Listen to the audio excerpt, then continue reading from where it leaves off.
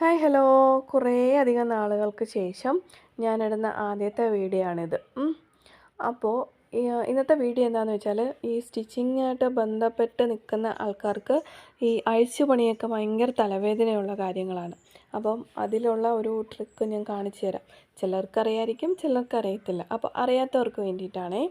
അപ്പോൾ ഞാനിപ്പോൾ ഈ ഒരു ടോപ്പിൻ്റെ സ്ലീവ് നമുക്ക് ഡിറ്റാച്ച് ചെയ്തിട്ട് അതിൻ്റെ ഒരു ഓൾട്രേഷൻ പണിയൊക്കെ കഴിഞ്ഞിട്ട് പിന്നെ നമ്മളത് ജോയിൻ ചെയ്യണം. അപ്പോൾ അങ്ങനത്തെ സാഹചര്യത്തിൽ ഇവിടെ കാണുന്നത് പോലെ നമുക്ക് ലോക്ക് കാണും. ലോക്കിൽ മെയിനായിട്ട് ആ ഒരു താഴത്തെ ആ ഒരു സ്റ്റിച്ചും ഇപ്പുറത്തെ ആ ഒരു സിക്സാഗ് സ്റ്റിച്ചും കൂടി കണക്ട് ചെയ്ത് വരുന്ന ആ നടുക്കത്തെ ഒരു കണക്ഷൻ ലൈൻ ഉണ്ടല്ലോ, ഇങ്ങനെ സിക്സാഗ് പോലെ തന്നെ കാണും. ഇതിൽ ഞങ്ങൾ എടുത്ത് കാണിക്കുന്ന ആ ഒരു ഇഴയുണ്ടല്ലോ, അത് ജസ്റ്റ് ഇങ്ങനെ ഒന്ന് വലിച്ച് നല്ല സാറ്റിസ്ഫൈങ് ആയിരിക്കും, നല്ല എൻജോയ് ചെയ്ത് ചെയ്യാൻ പറ്റുന്നൊരു കാര്യമാണ്. അപ്പോൾ വലിച്ചിങ്ങനെ എടുക്കുമ്പോഴത്തേക്കും ആ ഒരു അപ്പുറത്തെ ആ ഒരു നൂലിൻ്റെ കണക്ഷൻ ഉണ്ടല്ലോ, അതങ്ങ് വിട്ടുവരും.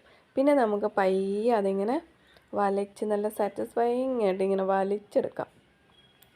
അപ്പോൾ കാര്യം എന്താണെന്ന് വെച്ചാൽ, ഇങ്ങനത്തെ പണിയൊക്കെ ചെയ്യുമ്പോഴത്തേക്കും നമ്മൾ മെൻ്റലി ഒന്ന് ഉഷാറാവും.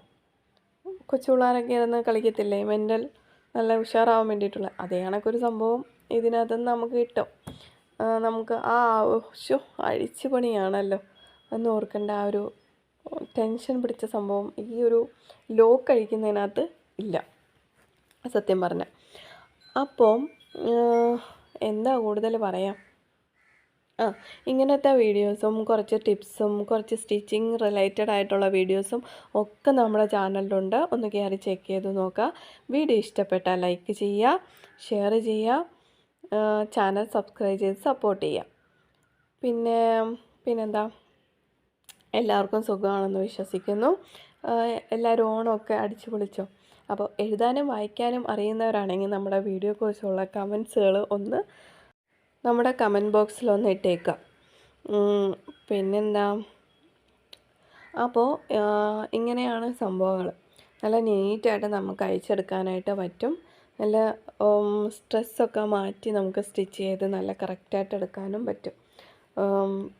മറ്റേ നമ്മൾ ടൂളിട്ട് പൊട്ടിക്കുമ്പോഴത്തേക്കും അത് പൊട്ടിച്ച് ചിലപ്പം അത് ഇരിഞ്ഞു വരുന്ന തുണികളൊക്കെ ആണെങ്കിൽ അത് കുറച്ചും കൂടി ഇരിഞ്ഞു വരാനായിട്ട് ചാൻസ് കൂടുതലാണ്. ഇതിപ്പോൾ ഞാനൊരു കോട്ടൺ ടൈപ്പ് ആയതുകൊണ്ട് കുഴപ്പമില്ല. ഇരിഞ്ഞു വരുന്ന ടൈപ്പ് ആണെങ്കിൽ പാടായിരിക്കും. അപ്പോൾ ഈ ഒരു ട്രിക്കൊന്ന് പരീക്ഷിച്ച് നോക്കാം. Thank you.